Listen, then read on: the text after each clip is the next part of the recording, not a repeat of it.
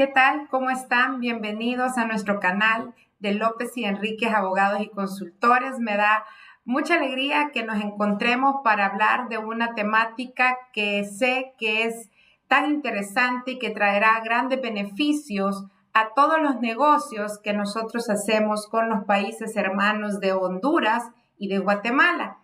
Este cambio se avecina, mis estimados participantes. Se prevé, según la Dirección General de Aduanas, para el primer trimestre del próximo año. Es importante mencionar aquí que lo que es Guatemala y Honduras ya están trabajando en una libre circulación de las mercancías, ya están aplicando ese concepto del que vamos a hablar por lo menos un poquito esta tarde, que es el de la fiducia. Sí, viene a ser las veces de una factura y de una declaración de mercancías, pero no nos adelantemos tanto.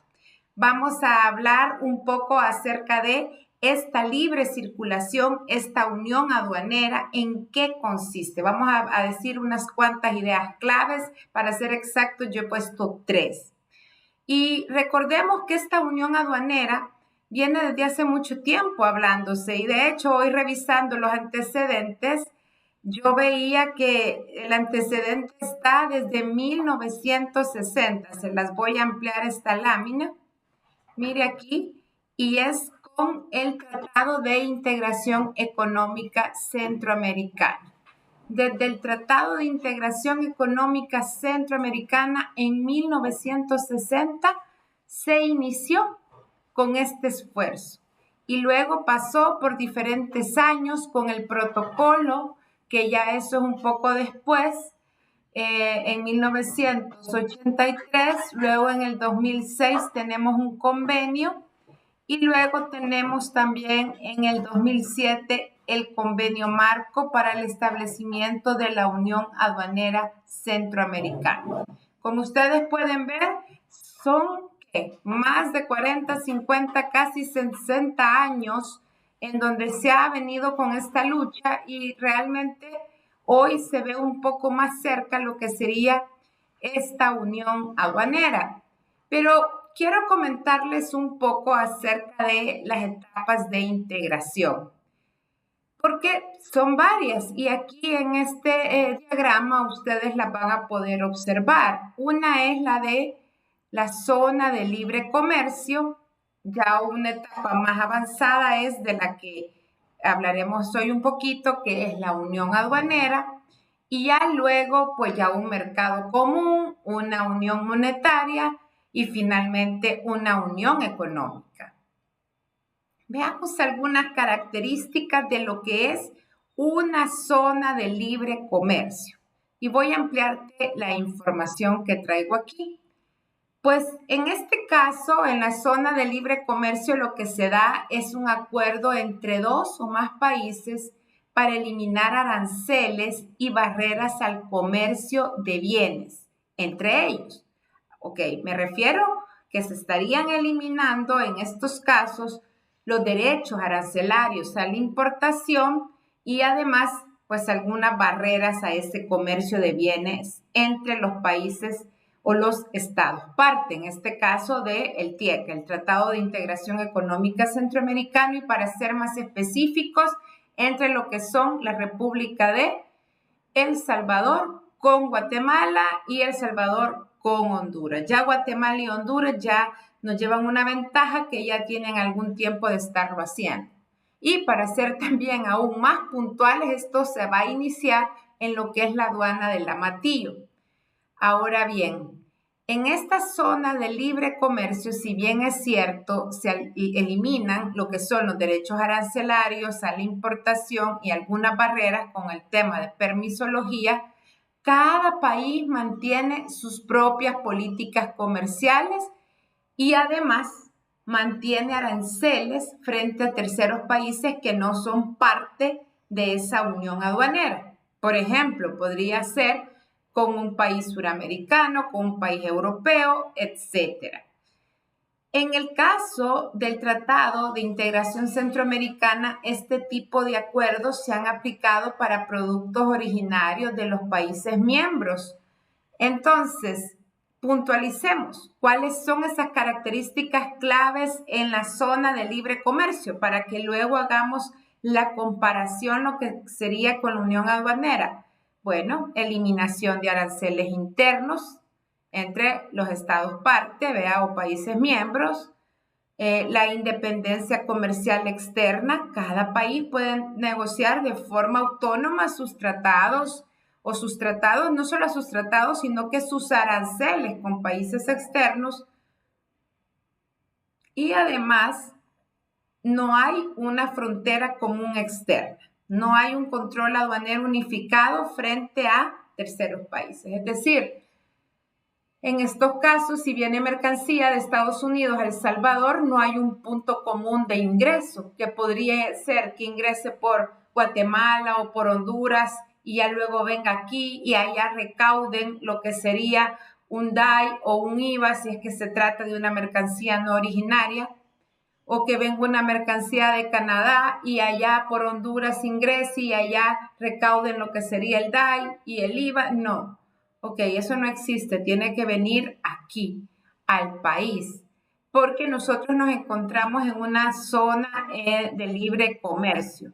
Ahora hablemos del avance a una unión aduanera, que es lo que se nos está viniendo, pero también gradualmente. La unión aduanera es un nivel más avanzado de integración económica.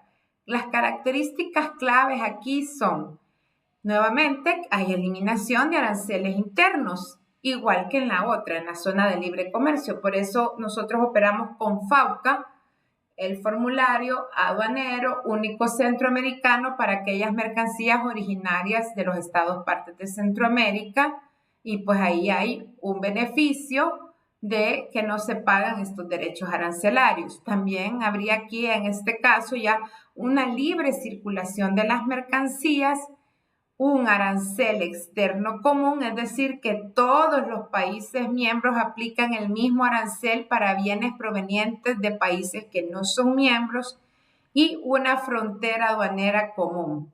En este caso, dice, se eliminan controles aduaneros internos y los controles se trasladan a las fronteras externas de la Unión.